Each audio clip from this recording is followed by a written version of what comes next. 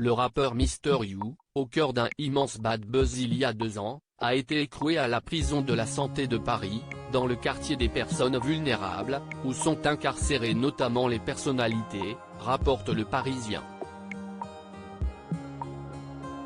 Un emprisonnement qui fait suite à son interpellation à l'aéroport d'Orly le mercredi 20 juillet 2022, alors qu'il s'apprêtait à s'envoler pour le Maroc pour passer des vacances avec son fils de 6 ans.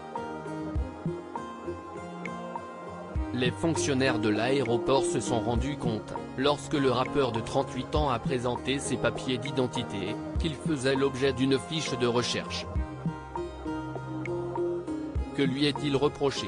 Comme le rappelle Le Parisien, l'artiste originaire de Belleville, quartier de Paris, note de la rédaction, a été condamné en mars 2021 par la Cour d'appel de Paris à 24 mois de prison aménageable pour avoir fait la promotion en février 2019 sur les réseaux sociaux d'un des plus gros points de deal d'Île-de-France à Villejuif dans Val-de-Marne. Une peine aménageable, mais cela n'est toutefois pas automatique, si est au juge d'application des peines que revient la décision, explique le journal. Une honte sur le plan humain. Lors du rejet du pourvoi en cassation, le parquet a adressé un courrier au rappeur pour évoquer cet aménagement. Mais faute de réponse, la peine a été appliquée et Mr. You a donc été placé en détention. Mais d'après son avocat, il n'a jamais reçu ce prétendu courrier. D'où son intention de partir en vacances.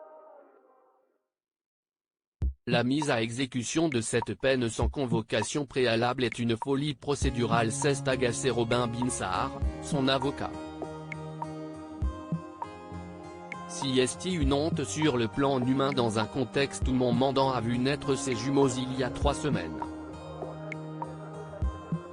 Nous utiliserons toutes les voies de droit pour permettre sa remise en liberté dans les plus brefs délais, a-t-il ajouté. À noter qu'une requête pour un aménagement de peine a été déposée dans la foulée de cette interpellation. Une audience d'or est déjà prévue pour le 21 septembre prochain. Pour rappel, Mr. You a déjà échappé de peu à la prison, alors qu'une peine de 6 mois de prison ferme avait été prononcée en première instance à son encontre après qu'il ait essayé d'acheter son permis de conduire. Il avait finalement été contraint à régler une amende de 10 000 €.